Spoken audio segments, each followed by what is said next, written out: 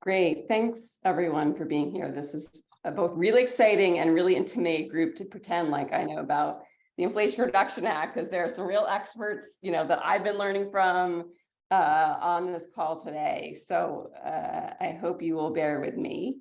I saw Harley yesterday in DC with Mary and others, and she and I were joking that we want to not know about the Inflation Reduction Act together, all the stuff we don't know, and then we want to know about the Inflation Reduction Act altogether as we learn more as this evolves. So some of these slides, so let me start with the introductions. I, apart from being a co-founder with Jonathan at Undaunted, I have a good amount of experience in the clean energy finance space. Before working at Undaunted, I co-founded a solar finance company. So this tax credit that we're going to talk about today, I have a lot of experience with its close cousin, the one that is used by homeowners when they go solar. I also have the wonderful opportunity to be a board member of the BASIC Coalition. For those of you that don't know it, it's the coalition that is advocating for a federal role in improving our school infrastructure. And again, Mary Filardo here on the line with us, and several other BASIC board members. So really thrilled to be part of that group. So our goals for today, we really just want to help spread a baseline understanding of one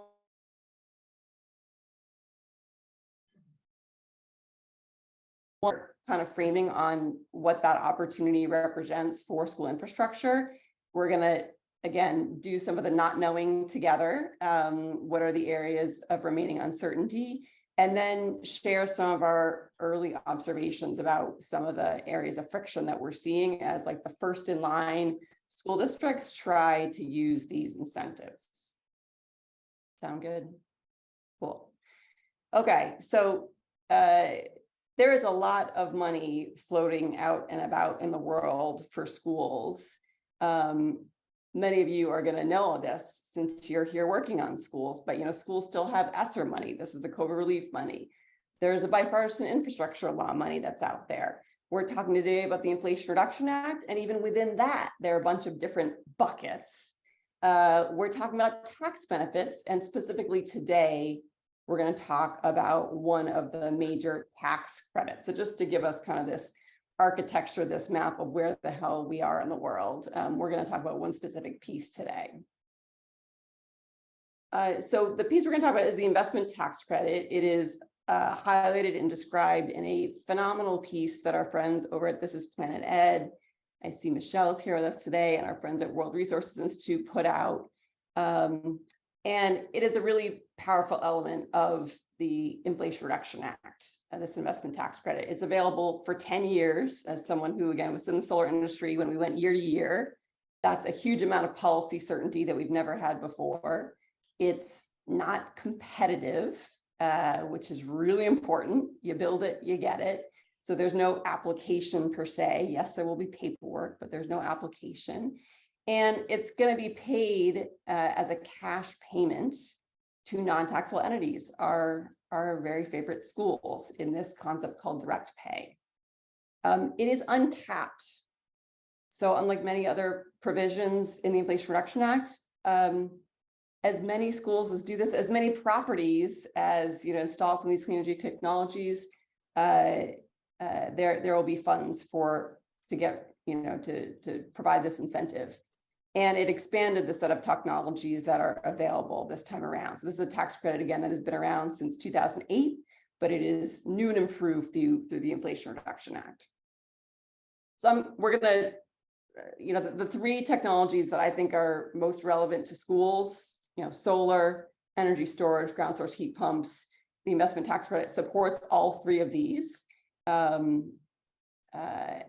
And so we'll just quickly pop through a few of these. So we have Tish on the phone here today. She's the expert when it comes to solar on schools. And many of you know the benefits for solar at schools. I was excited to see in the recent report that 1 of every 10 schools has already gone solar.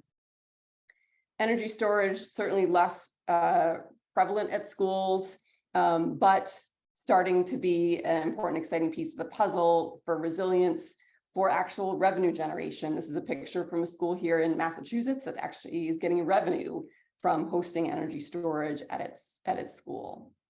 And then the piece that I'm going to go into some depth on today is our ground source heat pumps. And again, there are experts on the phone that have taught me about just how powerful this technology is and why it's such an important piece of the puzzle.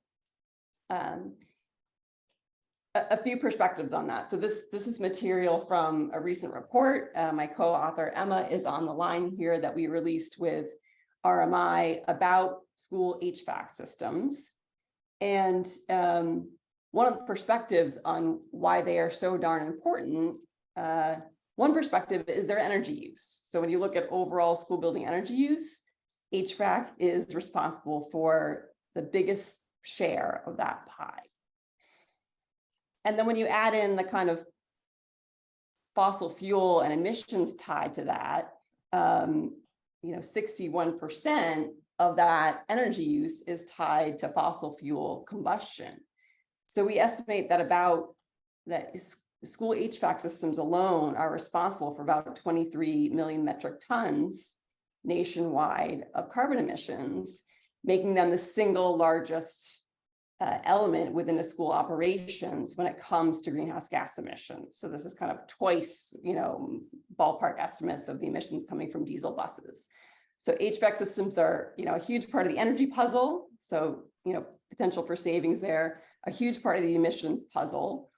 And they're a big part of, governing the health of indoor environments. So when we think about the opportunity to improve and support student health and learning, more so than solar, more so than energy storage, love those technologies too, but HVAC systems are really critical from the health point of view too.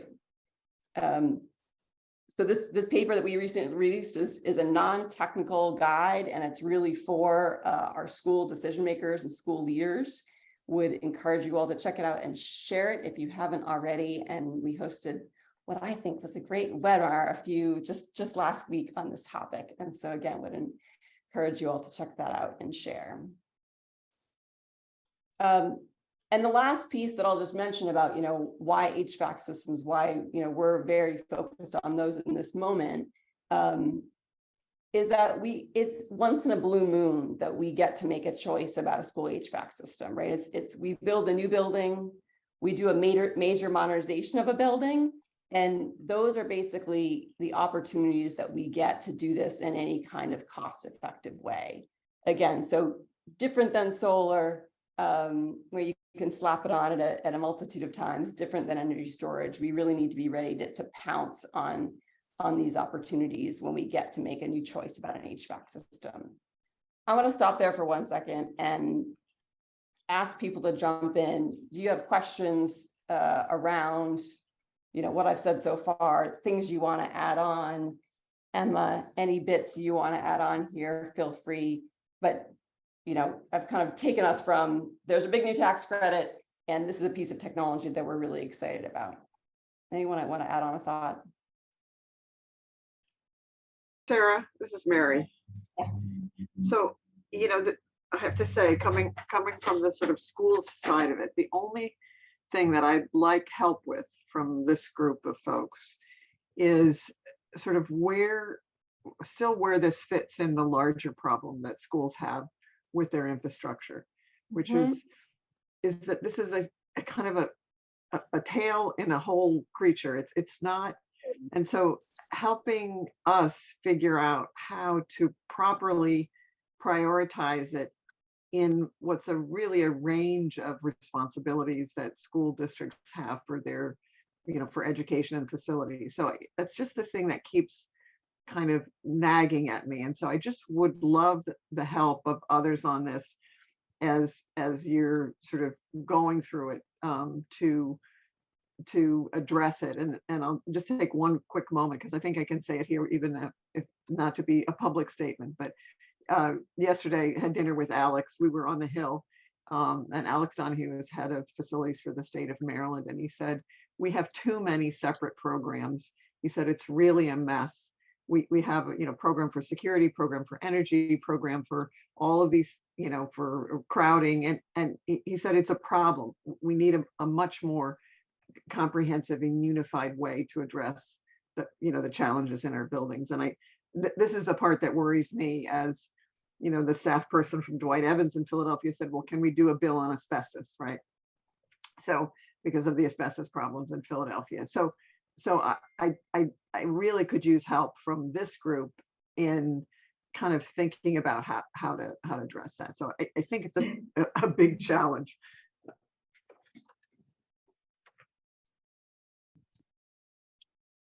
Did we just lose Sarah? Oh, maybe. I think so. Mary and everyone, I'll drop in the, oops, I just dropped it in the wrong place. Just because we've had a couple more folks join the meeting notes. I'm just in the agenda. I'm trying to capture your question, appreciate that. And I'm not sure. Looks like Ted has a thought. And maybe Sarah is rejoining.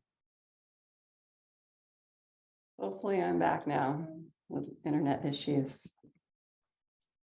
Am I back? Are you seeing my screen? Yeah, you're back, Sarah. Great.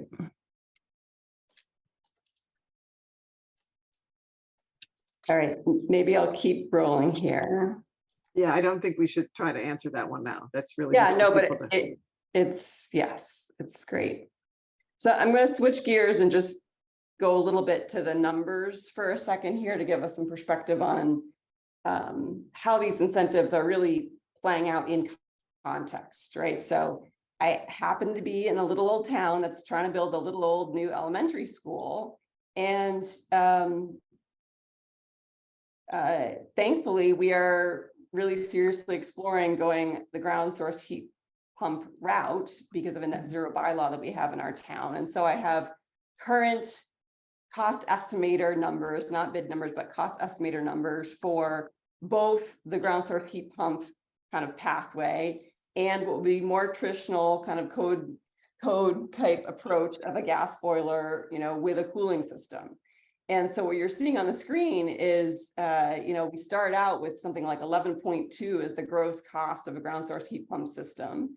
But with the investment tax credit, that's going to lop $3.8 million off that gross cost. We are lucky in Massachusetts. We're also getting money from our utility Eversource is kicking in another 1.6 million. And so the new first cost is now 5.8 million for this most efficient, cleanest HVAC system compared with, what everyone thinks of as the, cheap alternative, the gas system at 8.3 million. So this is like a world of change. And most folks that I talk to still have in their heads that ground source heat pumps are, unbelievably expensive and unattainable, unaffordable, including many of the folks in the community that are advising our schools as they're building new schools. Architects, designers, MEPs that aren't CMTA, are out there assuming and really not up to speed on the Inflation Reduction Act and how that's changed the world. So, Dwight, you want to jump in?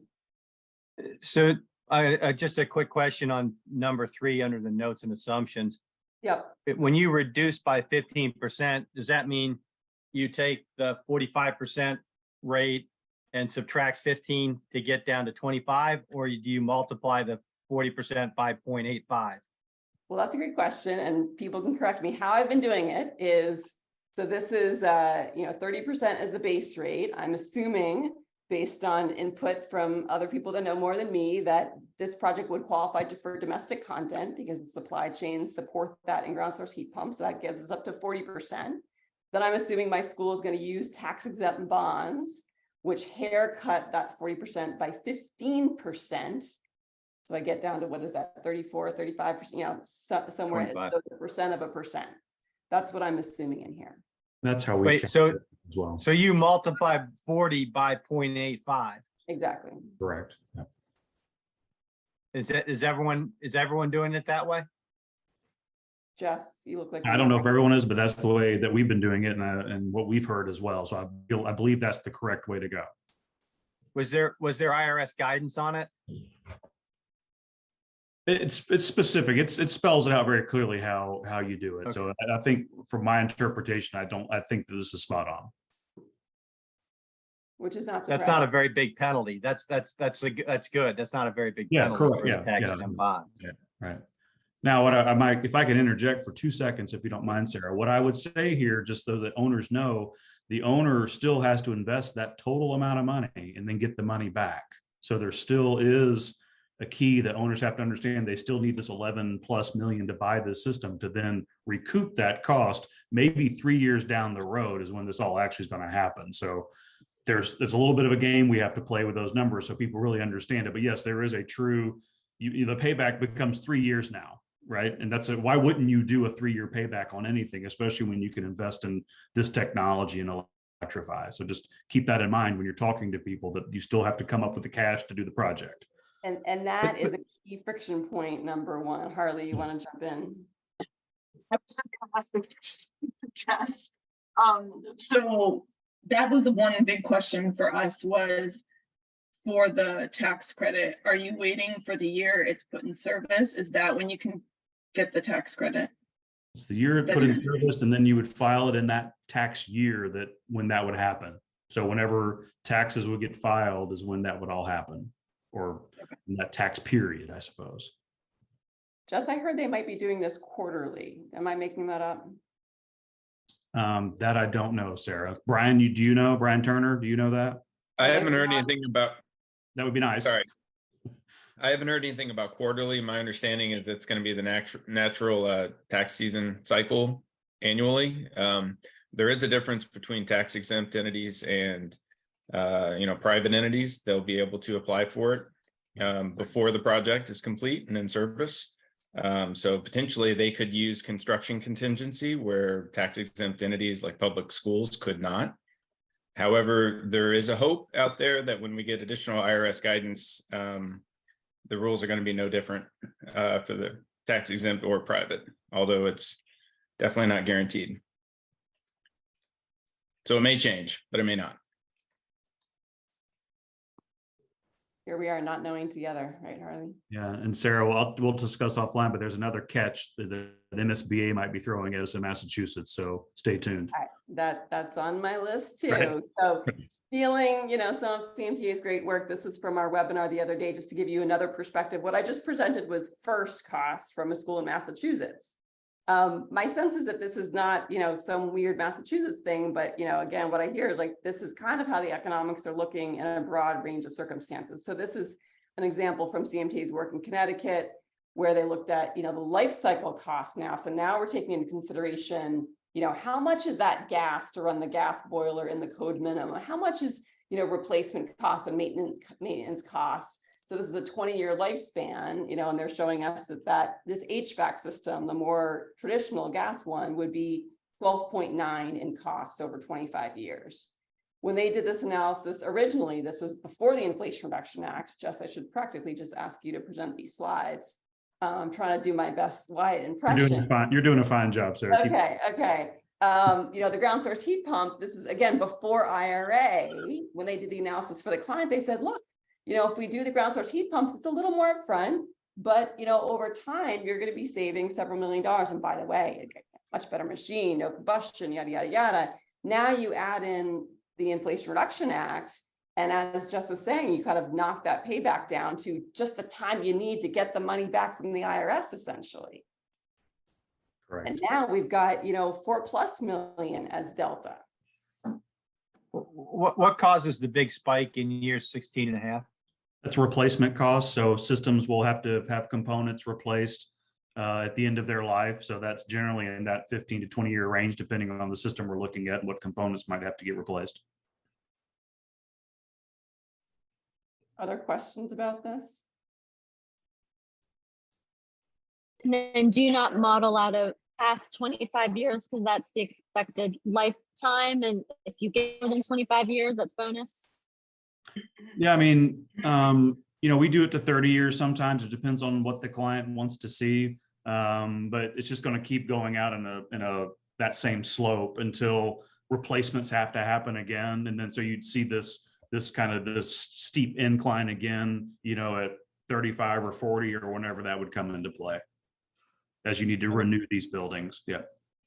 And Yeah, is the longevity any different between ground source heat pump and a typical, HVAC? There are variations in it for sure. When you look at a ground source heat pump system, a big investment of that is the well field itself that's underground.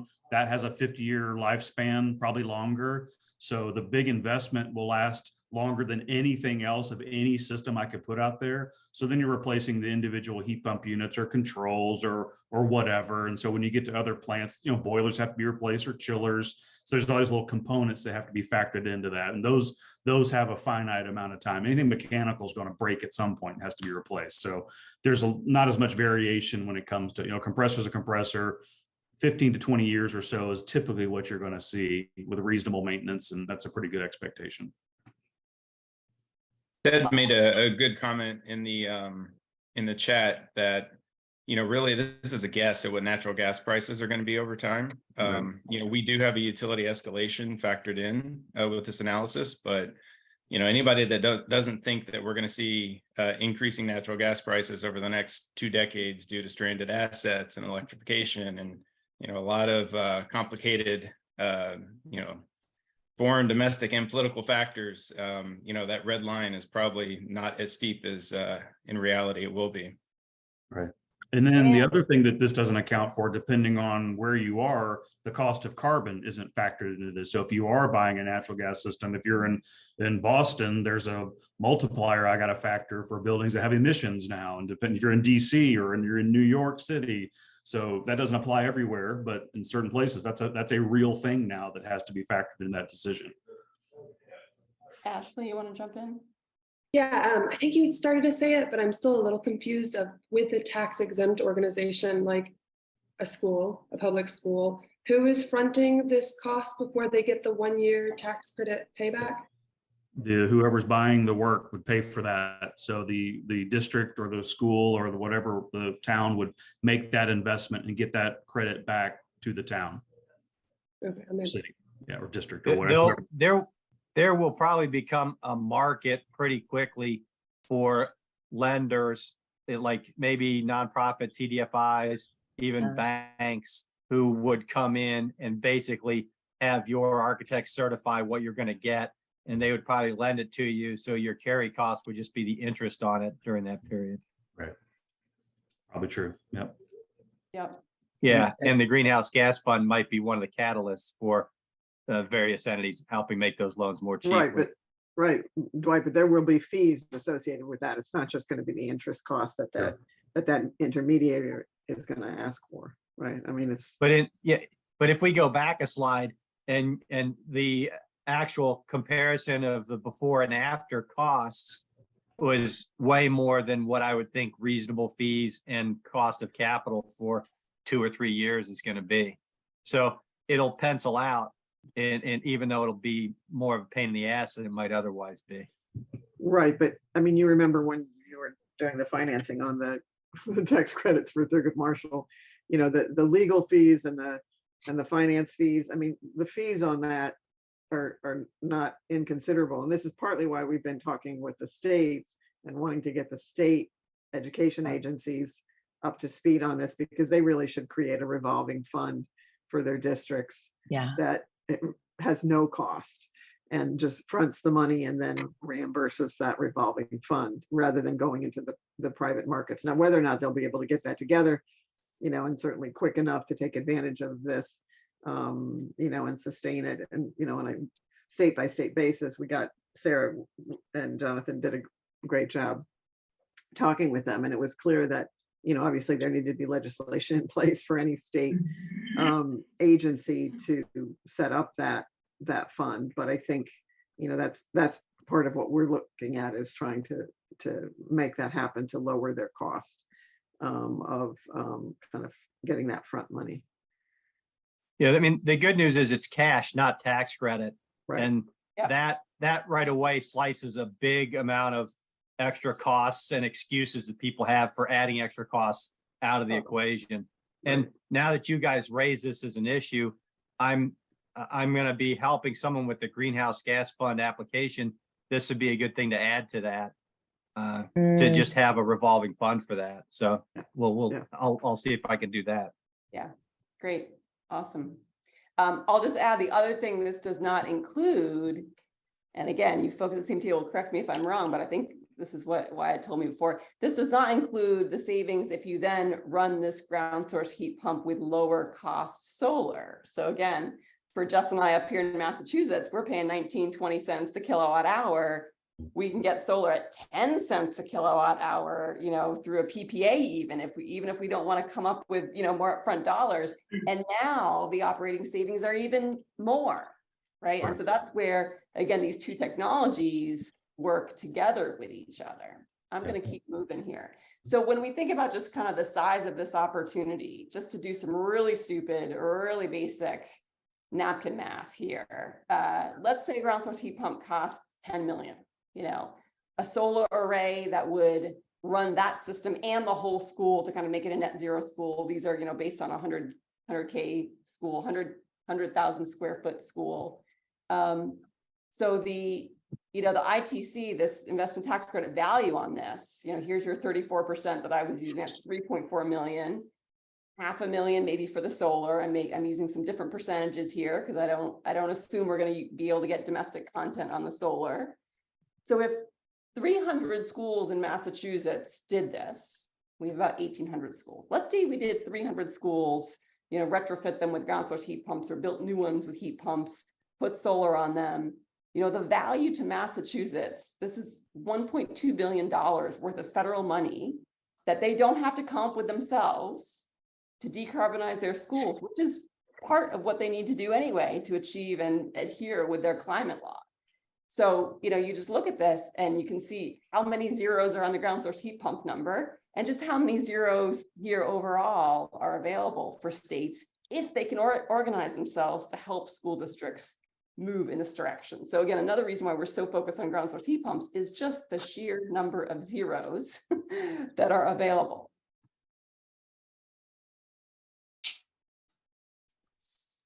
Okay, so here's where I'm definitely going to need some more help. Where are we on guidance? This is where I think we are. I know we have guidance on prevailing wage and apprenticeship, and you can, when you get the slides, you can click into that. And this is like, you know, there's lots of guidance out there for the Inflation Reduction Act. This is, I think, what we have for schools. In other words, the relevant guidance, the stuff that, you know, I think is going to be applicable. We have guidance now on low-income communities. This is only applicable to solar and wind projects. We don't have guidance yet on how direct pay is going to work, like the nitty-gritty there. This is, again, how schools are actually going to get this turned into a cash payment. We don't have guidance. I don't believe, there's some speculation on what an energy community is. This is a new concept defined in the IRA, and it provides another 10% adder. And I don't think, you know, we don't have guidance yet on the basis for the property, for example, in the ground source heat pump land. You know, is it just the wells? Is it the whole DIP 23 scope? Is it more? We have lots of opinions based on precedent, and there doesn't seem to be a reason why that should change. And so, you know, again, the folks at CMTA can correct me, but, you know, we don't yet have it, I understand, in kind of writing what that new basis is. And I think we also are expecting guidance on domestic content and don't, you know, we have some knowledge about that, but we don't have like formal guidance. Is that right? Does that sound right? Who can correct me or help me along here? Sarah, we got some intel that guidance for energy communities should be coming out April-ish. Okay. And I think that the low-income communities one was preliminary, so I'm not sure if we're going to get another round from that too. Yeah, well, I heard they got a lot of negative feedback and it was pretty unworkable. But yeah. Anyone else want to opine on what guidance we have and don't have? So this is where I go to find stuff. If you haven't already found this lovely webpage, you know, where they're kind of issuing both kind of formal guidance and requesting comments on stuff. So the stuff that's still in play, you know, they're saying, help us figure this out. And so if you are one of those people that can get into the weeds, you know, there are requests for comments here that folks can engage in. So so from the, I mean, there's been investment tax credits on the private side for a while, Mhm. right? So, I mean, I just put in the chat, but I'm curious whether or not there's any experience with whether or not decommissioning and the old system in order to put in a, say, a ground source heat pump, you know, kind of the replacement, whether you can count in your basis the, you know, all of the costs associated with decommissioning the old system. So that would make a huge difference to Yeah. schools. I doubt it, but others. Likely not. Yeah, likely not. I'd be surprised if that would apply. Is there any aspect of the decommissioning? So it's only like the new equipment and the installation of it. I mean, the Inflation Reduction Act was about decarbonization and investing in efficient technology. And so that's where the ground source piece comes into play. Solar PV comes into play, storage comes into play. That's the basis of all of that. Right, but you can't, if you've got a system in there that, you know, I mean, you might be at the point where it's, you know, you're going to keep it going for 5 more years, but because of the incentives here, you're gonna get rid of it sooner, but you're not going to do it if the, you know, because frankly, the cost to abate, you know, I mean, you all know because you do this, these are substantial costs Mhm. in an HVAC, you know, retrofit or, you know, replacement really with a modern system. So, I mean, you don't think there's anything we could do about it? You don't think there's a way that the law might permit it if there was a effort to get it in there? It's a question I think that could be asked to, you know, the one thing that surrounds this whole thing is there's, you know, it takes a lot of tax CPAs and people that are way out of my league and caliber to interpret some of these things. So Right. we would have to get probably some feedback from them, and we could ask that question. We do have resources if we wanted to think about what that question looked like and see what the advice might be. But my gut is probably not, but I could be wrong, but it would surprise me. But been Just surprised. for comparison, is it correct that the current tax credits, you know, prior to IRA don't include decommissioning in the basis? I mean, Yeah, I don't Well, think so. when it comes to solar, you know, for example, if you put in shade structures in parking areas, whatever, you know, you can put the repair to the parking lot in the basis. When you're doing rooftop, which I don't recommend, you also can do some of the reconditioning of the roof, and you can put that in basis. And, you know, in terms of shade structures, the structures themselves are not really electrical. Right. They're not doing anything, and you can put the structures themselves into basis. So there's a precedent for putting into basis things other than Right. the equipment itself. The question, I think the main issue here is in the area where comments are being collected. If there's I think that would be a very interesting area for a coalition like this to say, hey, you know, we need to include in basis these decommissioning costs. Yeah, when it comes to ground source heat pumps, we know that like, you know, if there's a play field adjacent to the building that's going to get torn up in order to drill the wells, resodding and resurfacing of that is eligible, part of the basis. I don't think we've asked the specific question though about decommissioning existing equipment. I think the trouble is going to be that the argument is that has to happen regardless if you're replacing that equipment with ground source heat pumps or, you know, some other code minimum system. Yeah. I think we've had similar scenarios where that was the response, but I don't know that we've explored that particular one exactly.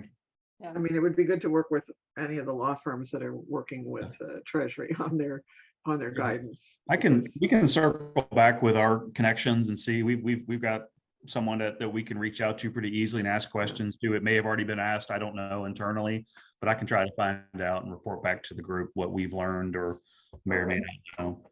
Yeah, that would be great. Sarah, could you just do, sorry to interrupt, the like 30 seconds on Reb's question on what the basis is? Yeah, so how we calculate the incentive is we say, how much did you spend on stuff? And then we apply a rate and that gives us an incentive amount. what is the stuff that we can count? That's the basis, right? So in the case of solar panels, right, it's the racking, plus it's the panels, plus it's the inverters, plus it's the labor. That's the whole kind of price tag that we then apply a rate to. Here with ground source heat pumps, it's what is the price tag? What is the stuff and the cost of that stuff that we get to apply a rate to? Hopefully that helps, Rep. I'm happy to talk more about it. The question is like architecture and engineering costs with making the system designed properly, I don't think. which I would think that is. Yeah, the answer is yes. What is, okay, my bad. Yeah. Yeah, it is with solar. Sorry, with all my screens, I can't see the chat too. I've got too many things going on here. Okay, in the interest of time, I'm gonna move us along here. I just put up on the screen some of the challenges that we're seeing. It's, some of the financing issues that Jess mentioned. It's just even the uncertainty, the complication around making these comparisons. If you don't have knowledgeable folks, we're seeing schools with, not great advice, not be able to clearly see what I've presented here today. And so there's a lot of mess and noise out there. I think we should bring this part of the conversation to a close here because we want to do two other things in the last 10 minutes.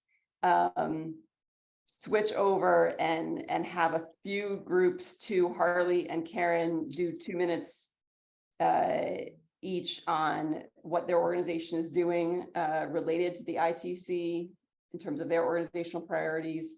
And then from there, I think just Jonathan will have to jump to scheduling the next call. Yeah. I think that makes sense. Can you share those slides, Sarah? I will try and do all the things. And hey, everybody, I don't know if there's like some kind of emoji or thing that we can show, but thank you, Sarah, for taking us through that first section. And Harley, I'm going to get your slides up if you want to start. And a few folks, I mean, we made this tool, and it's, for those of you that haven't clicked into it, it's 2 slides. One slide is a little bit like who you are as an organization and what you do generally. And then the second slide is, how are you thinking about the Inflation Reduction Act and what are you planning to do? And a few groups have kind of gone in since we sent it out yesterday. So thank you to those groups. And we thought this could be something that we kind of build over the next few weeks together if folks are willing to share as just a resource of like, who are all the groups, on the call and how are we thinking about this a little bit. So I'll stop there. And Harley, thanks for being willing to share today. Yeah, thanks for the offer and invitation to share. So I'm Harley Stokes. I'm a federal policy advisor with Blue Green Alliance. For those who aren't familiar, Blue Green Alliance is a unique coalition of labor unions and environmental organizations. And our mission is to solve today's environmental challenges in ways that create and maintain quality jobs while building a clean, thriving, and equitable economy. So we do this through a couple different avenues. One, which is part of my portfolio, is federal advocacy. We also have state advocacy. So we have state tables in California, Oregon, Washington, Colorado, Nevada, Michigan, Minnesota, Wisconsin, Iowa, and Ohio.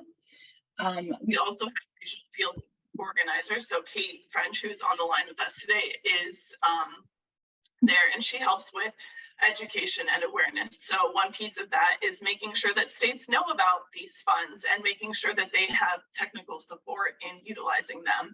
And the federal policy team is also working on education and awareness to make sure, sort of at the state agency level and the school district level, that that there's education and awareness around it as well.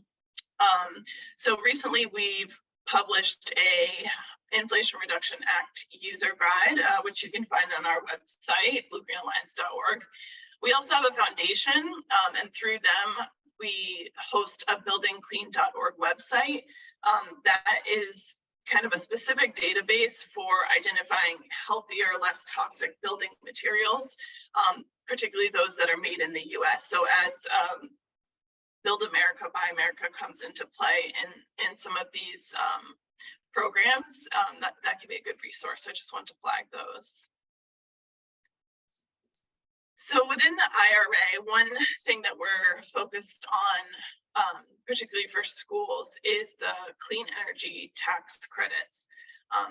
It sort of represents a lot of what we look at for our organization. So we're focused on equity, and we see the low income and energy community bonus credits as an opportunity towards equity, and also the fact that direct pay is coming into play for tax exempt institutions. And we're paying particular attention as it relates to Justice 40 implementation, how we can kind of use that as a tool to ensure that these communities are getting fair access to these federal dollars. The labor standards, getting 24% in your bonus credit, ensuring that you have prevailing wage and registered apprenticeship. High road labor standards are kind of our bread and butter. Anything that you see us working on has labor standards. So that's really exciting. And similarly with domestic content. So ensuring that US manufacturing sector is getting bolstered and creating good quality jobs. So some of our planned activities to support IRA. So one thing that I'm working on, which will hopefully be coming out in April, is a public buildings roadmap. And really it's just a kind of mother document on all of the funding opportunities that are coming out of Bill IRA. And we have a specific section for schools, sort of calling out those funds that are specific to schools. And also we talk about the ESSER dollars just because it's applicable as well. But we try to highlight the clean energy tax credits and what that could actually mean for public schools, nonprofit hospitals, that sort of thing. And then we're going to be doing some we're calling them 201 webinars, which is basically going to, state energy offices or state educational association agencies and saying, okay, here are these programs, what's most relevant to you, and let's do a deep dive into it and providing that education. And then states on their own are working with their state tables, and those who are interested in working on school retrofits are coming together with their labor partners, their teachers unions, the environmental orgs that are interested in building decarb and supporting the projects with high road labor standards and other equity tools such as community benefits plans. So I'll stop there. Great, thanks, Harley. And Karen, we've got just a couple minutes. Good thing I'm a New Yorker and I talk fast. Hi, everyone. As we met earlier, I'm Karen. I'm joined by Anthony de Guzman. Together, we founded GreenLink Education, and it's a new company. Our mission is to scale proven sustainability solutions in the K-12 sector. And we did start before the IRA, and we used to ask each other how we were going to convince school districts that they want to take climate action. And with the IRA, we're so happy, as you saw on the charts, that actually there's now a great financial argument for it that's even more compelling than before. So Anthony and I bring multiple decades of senior level school district and city government and nonprofit leadership to this work. We've both got operations and program expertise, so it's not just about renewable energy, which is mostly what we'll talk about today. We also work with districts on those CTE models and how they develop the educational aspects that relate to climate action. So the way we accomplish our mission is by direct partnership with school districts and independent schools and CMOs. We have a focus on small and medium-sized districts because, number one, as you all know, that is actually where most of the schools in America are, and most of the emissions in the K-12 sector are in small and medium-sized school districts. And it is harder for those school districts to hire the talent to be their sustainability directors. It's simply not the case that there are going to be 12,000 sustainability directors who know all of what they need to know, unless this entire crew is amazingly effective over the next 18 months at getting the message out. So I won't say it's not going to happen. We also do some coaching for COOs. So as a kind of real life example of how the tax credits are changing the work, we've been working with a mid-size district in the Midwest that has one geothermal site that was not actually working properly when we started working with them, and no solar, and spends actually about over $4 million a year on energy.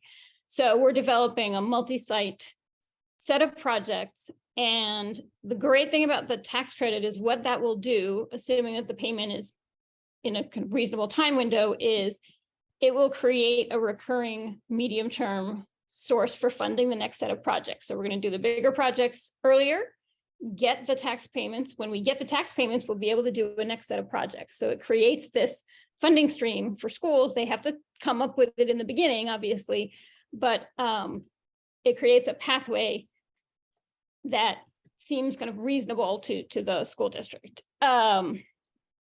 So that's just an example of what we're doing. And I want to, I actually didn't realize there's a third organization. So I'm going to stop right now so we can go on, but would love to talk with all of you more about how this work happens. Awesome. Thank you, Karen. So this deck is live and you all have edit access to it. Thank you to other groups that started populating it with content. I think there's a lot of food for thought and potential future coordination, collaboration among us all in there. I think just with 1 minute left, we were thinking May 3rd for a next call. That might be, we might have some more guidance to talk about. So we're gonna, go ahead and just send out that invite and hope most folks would come again and could try to make that work, or have someone from your organizations make that work. And if anybody in the last 30 seconds wants to kind of vote on, or share in the chat, kind of questions or topics for future call agendas, we'll stay on if you want to kind of put those in, but just really want to appreciate everyone for making time for this conversation. I think we're at time, so we should wrap for today. I feel like hopefully we started to kind of set the table of what, at least part of the opportunity is in the Inflation Reduction Act. And I think everyone, let's, welcome conversations offline to keep this moving between now and the next call. Sarah, anything else that you would add? An appreciation. Thank you all for being here and contributing, getting us all smarter together. Great. Okay. Thanks so much, everyone. Well done. Thanks. Thanks so much.